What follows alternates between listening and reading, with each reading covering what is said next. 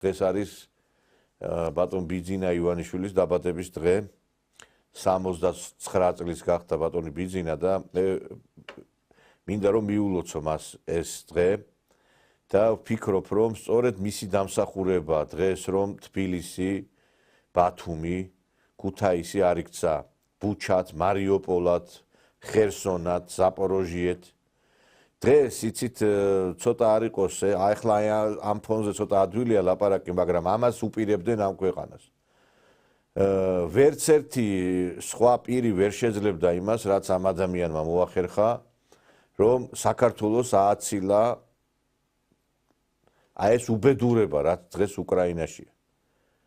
გახსოვთ ალბათ რა დიდი დაწოლა იყო მასზე, როგორი შეტევები იყო და დღესაც როგორ გრძელდება, დაასანქცირეს და როგორ ესე იგი ებძვიან და ვიცით რომ არა ბიძინა ივანიშვილი ვერც სააკაშვილის ხელისუფლების დემონტაჟი მოხდებოდა და ვერც ხელისუფლებაში მოხდებოდა ის რომ შენარჩუნებულიყო ხელისუფლება და ნაციონალები არ დაბრუნებულიყო. სხვა რომელიმე სხვა პირი რო ყოფილიყო, დარწმუნებული ვარ ჩამოიშლებოდა ეს ხელისუფლება. ანუ თავად ეს რომ ნაციონალების დაშლა და განადგურება და ნაციონალების არ დაბრუნება ეს პირადად ამ ადამიანის დამსახურება. უამრავი საქველმოქმედო პროექტი რომელიც განხორციელდა. ჩვენ გვყავს ძალიან ბევრი სხვა მილიარდელებიც და ხალხის ზარცვისა და ფლანგვის მეტი არაფერი არ გაუკეთებიათ ამათ.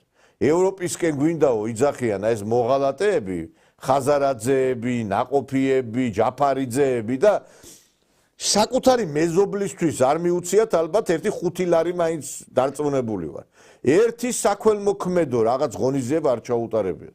და ჩვენ ვიცით რომ ბიძინა ივანიშვილის დამსახურებით უამრავი ეკლესია, მონასტრის რესტავრაცია მოხდა.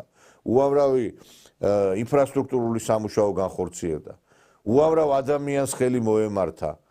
და რაც თავარია, აი სააკაშვილი რო იჩემებდა მე ხელფასები დაუნიშნეო და გაუზარდეო თანამშრომლებსო, ეს ყველაფერი შემდგომ გაირკვარო სწორედ ქართულ ფონდიდან ხდებოდა სახელმწიფო ინსტიტუციების გაძლიერება, იგივე თავდაცვის სამინისტროში ახალი კორპუსების შენებლობა, იგივე ახალი მანქანების შეძენა პოლიციისათვის.